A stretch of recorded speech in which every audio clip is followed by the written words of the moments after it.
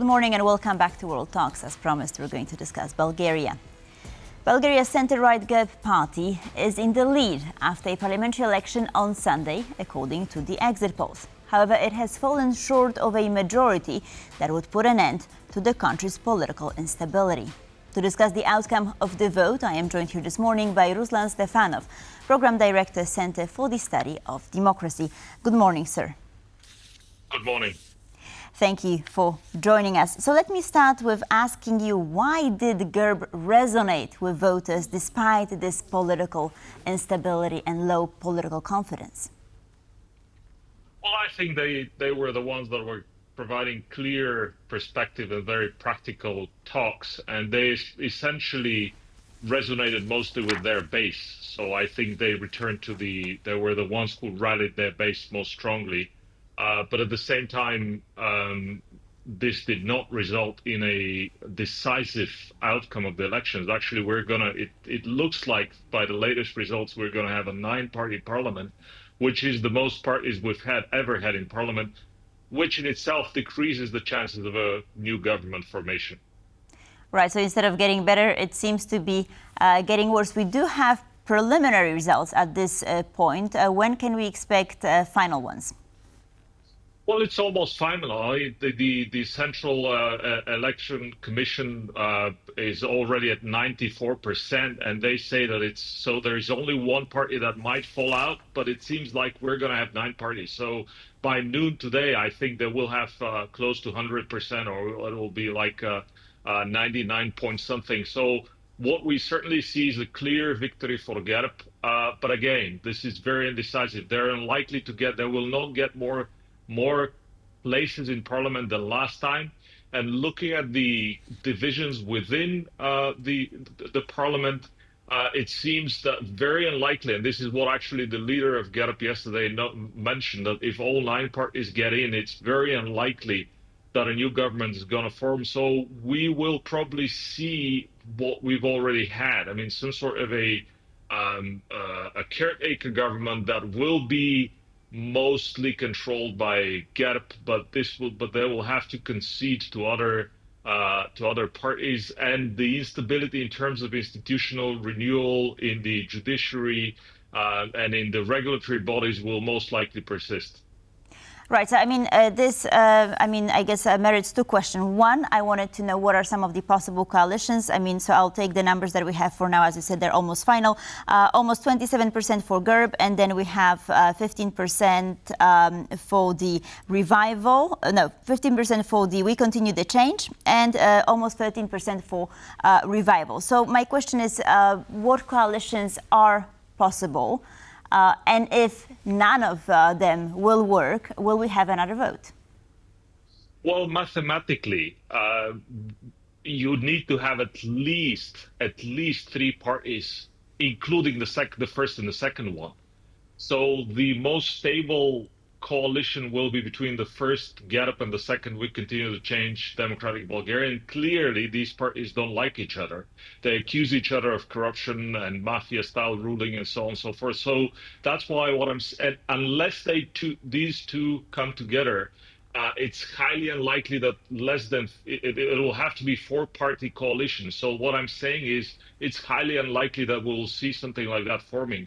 GERB's leader, Boyko Borisov, excluded the possibility of actually running with Revival. Forming a coalition with Revival. Yesterday, this was the only party that he excluded. He said that he's willing to negotiate with each and every party, but clearly the one coalition that is mathematically easiest is if the first and second parties that came in this parliament join forces, and this is highly unlikely. I mean, they just came out of a coalition.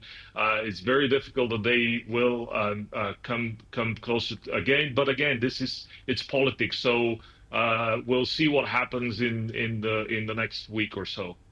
Right, and if this doesn't work out, then will we have another vote, and if so, then when? Well, most likely we will have another revolt. I would say that parties would most probably aim for the spring of next year. I mean, they will, in this case, Parliament will continue working. So, more or less, if a new government isn't formed in the next month or so, they will most probably try to vote the budget for the next year. They will prepare the voting probably to try to get the funds from the European Union. Bulgaria has about 5 billion euro in funds blocked because there are no laws have been voted. So I would expect that they will drag this a little bit further, and we'll get into elections sometimes next spring. Which, if we have to, I mean, kind of give a final verdict, it means that essentially instability is likely to continue, and that the parties that were opposing the Euro-Atlantic integration of Bulgaria will win another marginal again win, but it's mostly a stalemate, and things will continue as they are. Right. So, I mean, we have this we have this instability in Bulgaria for quite some time. It started, let's say, in 2020, 2021, right? So I wonder, is there anyone who could benefit from this prolonging instability in the country? Are there any factions that could see, could enjoy that it's happening? I don't think so. I mean, mostly these are fringe, non-systemic parties that join the parliament, but they're very unstable. These are one-issue parties. They typically their leaders are typically. They don't have a clear agenda. They don't have a clear idea where they wanna go. So it's highly unlikely. The one thing that is clear is that the president is going to have a bigger role to play the longer this institutional instability continues.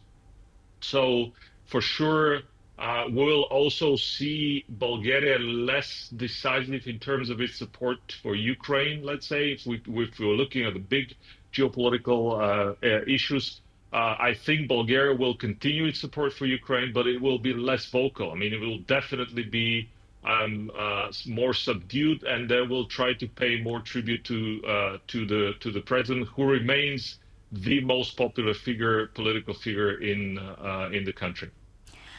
Right, and when we're looking at elections in other countries, such as Moldova, for instance, we're all wondering about Russian meddling and Russian influence. And do you see such a thing in Bulgaria, especially because you've mentioned the decreased support for Ukraine, right, as a result of instability?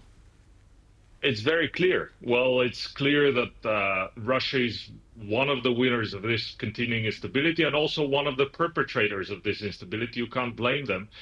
You cannot underestimate Russia's influence in Bulgaria, from the economic sphere, where they still control the largest asset on EU and NATO soil, a refinery on Bulgaria's Black Sea coast, through their constant continuing disinformation efforts, through their control and direct links to many parties. Now the Revival Party, clearly they were in Moscow right before the elections, clearly outlining that they're very close. And this new party is called Greatness, or Velichie in Bulgarian. They're also very much pro-Russian. The Socialist Party has stayed on pro-Russian positions. So that is a very clear win for Russia, including the election of a new patriarch, if you wish. And of course, Russia continues doing what it does.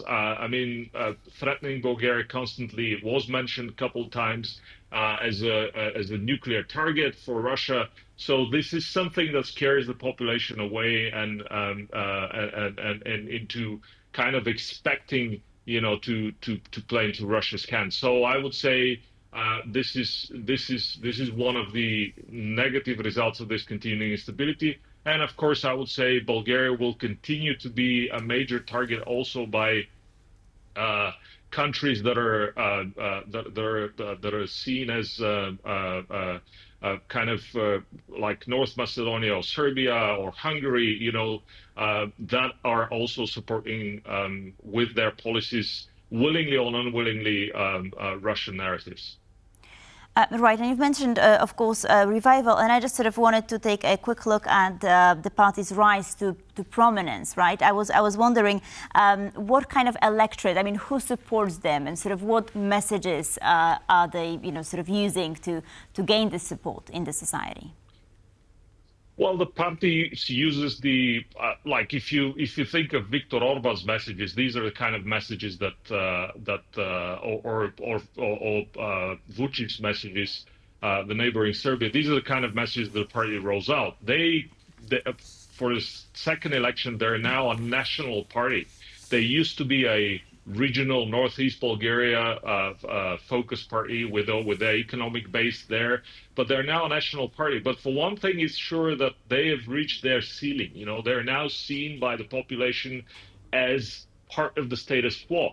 They've been around for so many years, and they failed to convince voters by doing something tangible, by delivering on their promises. So that's why we've seen them become more and more aggressive and active before the elections, attacking journalists, increasing the shrillness of their rhetoric. So for sure, what we've seen and will probably continue seeing is that they will move more and more to become more aggressive, to come up with new ideas, antagonizing Bulgarian mainstream politics. So for that, I'm sure that we'll see more from them in this parliament. They will try to put more, like they started right before the election. They introduced a law on allegedly LGBTQ propaganda in Bulgarian schools. Now they have also introduced the laws on labeling foreign agents, civil society organizations and journalists, like foreign agents, and so on and so forth. Very similar law to the one that Georgia is trying to introduce, right, with elections, and that Russia has introduced in the past. So I would expect that we will see more such provocative actions where they will try to strengthen the electorate, because, as I said, in the past they've been seen as part of the status quo.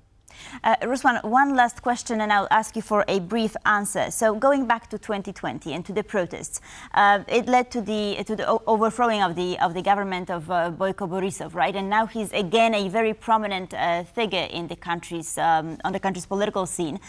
So, I wonder, would it be right to conclude that this effort in 2020 was futile and, in fact, actually led to larger instability? And how is it even possible that the same people are still in power?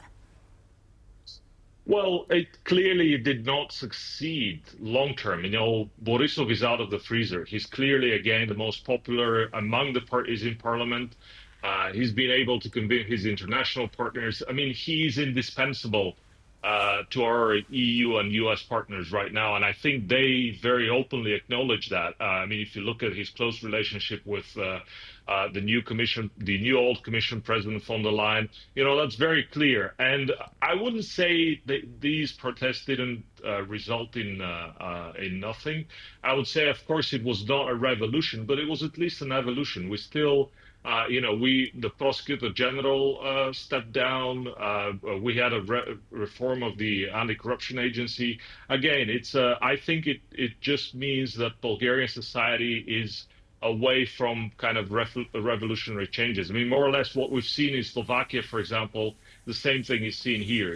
People want to turn, want a little bit more stability, given that the international geopolitical situation is precarious. So they want to balance, clearly, Borisov has been able to balance a lot of the accusations of corruption with being very stable and very predictable in the international arena. Ruslan Stefanov, thank you, sir, so much for being with us this morning. Much appreciated. Thank you. And thank you for watching World Talks News Bulletin, coming up at the top of the hour.